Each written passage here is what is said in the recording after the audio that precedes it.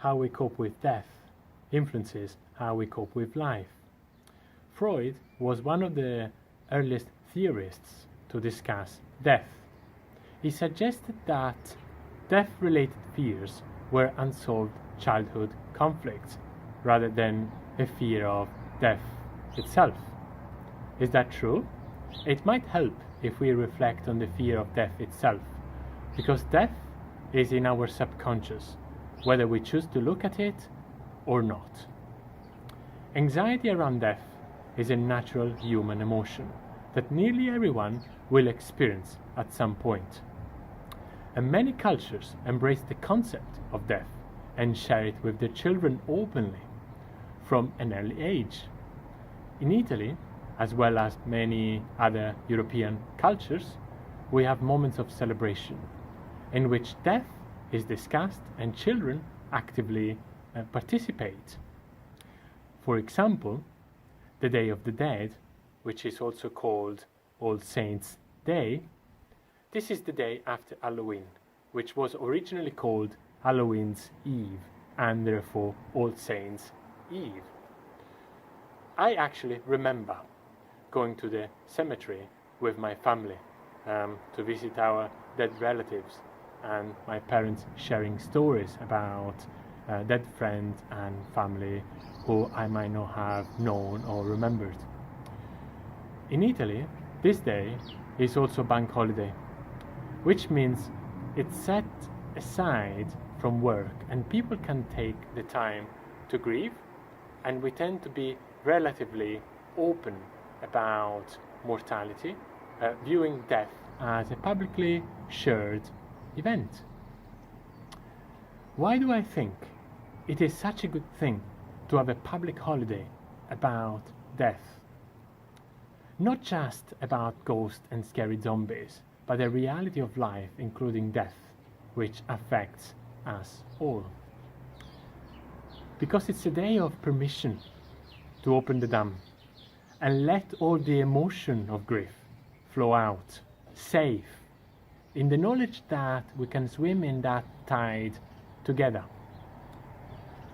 And even as you let the water rise around you in contemplating your loss and in a focused way, compassion and community can hold you afloat. However, it seems to me that parents have become more preoccupied with shielding their children from distress. The intent is obviously good, that is, protecting children from the anguish that might follow if they think about losing people close to them. In other words, parents with the best intention disregard mortality or death as part of everyday life. Instead, they compartmentalize it as a grown-up problem, which can continue to influence how a person copes with death and loss in adulthood. How did we see the grown-ups in our life cope? Maybe they pushed it away and distracted us and themselves.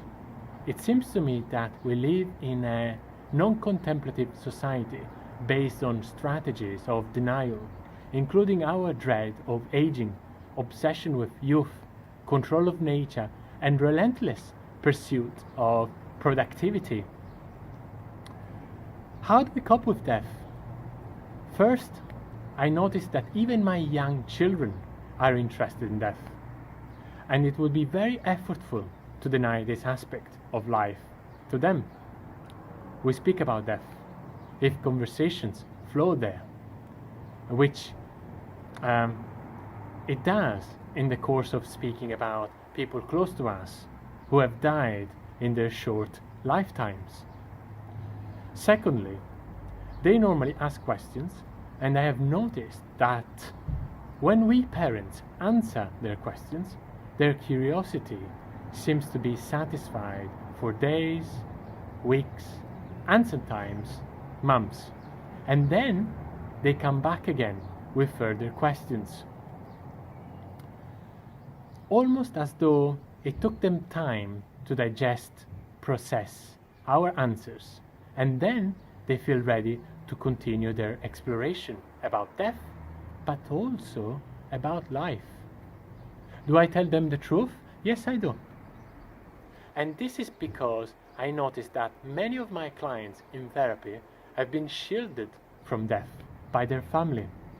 And in growing up, they've been shocked by the brutality of life. Actually, life is yin and yang.